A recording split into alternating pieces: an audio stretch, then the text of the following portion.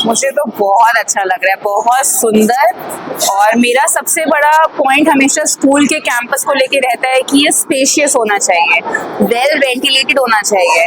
तो जैसे आप देख रहे हैं प्रॉपर लाइटिंग आ रही है, बच्चे खुशी खुशी 8 घंटे बिता पाए, वैसा क्लासरूम होना चाहिए। तो आई एम तो वेरी हैप्पी। स्पेशियस क्लासरूम्स हैं और बच्चों के हिसाब से बहुत अच्छे पेंटेड क्लासरूम्स हैं, तो बच्चे एंजॉय कर रहे हैं। मेरी बेटी पूरी दीवारें वगैरह सब टच कर रही है, तो मैं तो बहुत खुश हूँ इस कैंपस से। एजुकेशन सिस्टम की अगर हम यहाँ की बात करें, किस तरीके से देख पा रहे हैं?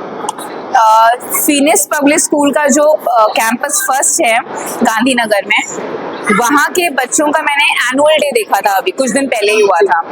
तो छोटे छोटे बच्चे, क्लास फर्स्ट का बच्चा इतने फ्लुएंटली अपने पॉल्यूशन के टॉपिक को एक्सप्लेन कर रहा था, मैं बहुत इम्प्रेस हो गई। उसके बाद थोड़ा क्लास थर्ड या फोर्थ का बच्चा था, उसने पूरी रामायण सुना दी 5-6 मिनट में फ्लो में। तो ये चीज देख के मुझे लग रहा है कि बच्चों के ऊपर बहुत ध्यान दिया जा रहा है और बच्चों के अंदर जो टैलेंट है उनको निकाला जा रहा है in both the languages, not only English but also Hindi. तो विच इज वेरी नाइस। हमारे बच्चे दोनों ही लैंग्वेजेस में फ्लुएंट होने चाहिए आज के टाइम पे। I am happy with the education also, जितना मैंने बच्चों को एनुअल डे पे ऑब्जर्व किया। बाकी मेरी बच्ची भी छोटी है, अभी गई नहीं है स्कूल, तो दूसरों को देखे तो आई वॉज वेरी इम्प्रेस्ड। कितने दिन का ये सफर है आपका इस स्कूल में? मेरा अभी सफर शुरू होगा, मेरी बेटी बहुत छोटी है, अभी वो ज्वाइन करेगी स्कूल। अगर हम यहाँ पर किताबी और फीस की बात करें तो किस प्रकार का यहाँ का स्ट्रक्चर है, क्या कुछ बताना चाहिए? मैंने यहाँ के टीचर्स को देखा है कि जब वो न्यू सेशन स्टार्ट होता है, वो लोग सब बैठ के ब्रेनस्टॉर्म करते हैं कि कौन सी किताबों को बच्चों के लिए लगाना चाहिए, और हर किताब को पढ़ा जाता है, क्या चीज किस क्लास के लिए अच्छी है उस पर डिस्कशन होते हैं। तो इसका मतलब मुझे ये समझ में आता है कि बच्चों की पढ़ाई के लिए उनके लेवल की किताबों को ये लोग मेंटेन करते हैं, नंबर 1। नंबर 2, पढ़ाई के साथ साथ एक्स्ट्रा को करिकुलर यहाँ पे बहुत बढ़िया चलता है। ऊपर टेक्वांडो की आवाजें आ ही रही हैं जैसे, तो बच्चे को ओवरऑल हमें डेवलप करना पड़ेगा। केवल एजुकेशन आज मीन्स नहीं है डेवलपमेंट के लिए, हर चीज में चाहिए। तो आई थिंक मैंने यहाँ के बच्चों को देखी है वो क्रिएटिविटी। क्या नाम होगा? सोनाली। सबसे पहले तो मैं बेसिकली बस्ती से हूँ नहीं, मैं प्रयागराज से रिलेटेड हूँ और यहाँ पर जॉब करती हूँ। बट प्रयागराज का जो इन्वायरमेंट मैंने एजुकेशन में देखा है, बाय चॉइस मैं खुद एक टीचर हूँ, और जो इन्वायरमेंट मैंने प्रयागराज में फील किया इस स्कूल में आकर के, यहाँ का इंफ्रास्ट्रक्चर की बात करें या यहाँ के मैनेजमेंट की सोच की बात करें, वो सेम चीज़ मुझे यहाँ पर भी फील हो रही है। सबसे अच्छी बात मुझे ये लगी कि प्रिंसिपल सर का जो पर्पस जिन्होंने अपनी स्पीच में बोला कि जो मैनेजमेंट है यहाँ के, वो खुद ऐसा इन्वायरमेंट यहाँ पर लेकर आना चाहते हैं। तो सबसे बड़ा अप्रिशिएशन तो मैनेजमेंट को ये भी होगा कि वो सेम इन्वायरमेंट यहाँ क्रिएट करना चाह रहे हैं जो मेट्रोपॉलिटन सिटीज में हम देखने को मिलता है। तो मुझे लगता है कहीं ना कहीं एक कंपटीशन का माहौल बनेगा और यहाँ से भी हमें आने वाले टाइम में देश को अब्दुल कलाम जैसे लोग, सचिन तेंदुलकर जैसे लोग, यहाँ से भी मैं उम्मीद करती हूँ कि मैनेजमेंट के हार्ड वर्क की वजह से यहाँ से भी हमें देखने को मिलेगा। मैं बहुत खुश हूँ और ये फर्स्ट टाइम है मेरा बस्ती में एक्सपीरियंस भी, कि मीन्स यहाँ बस्ती में भी ऐसा स्कूल हो सकता है। बहुत अच्छा लग रहा है मुझे यहाँ पर आकर।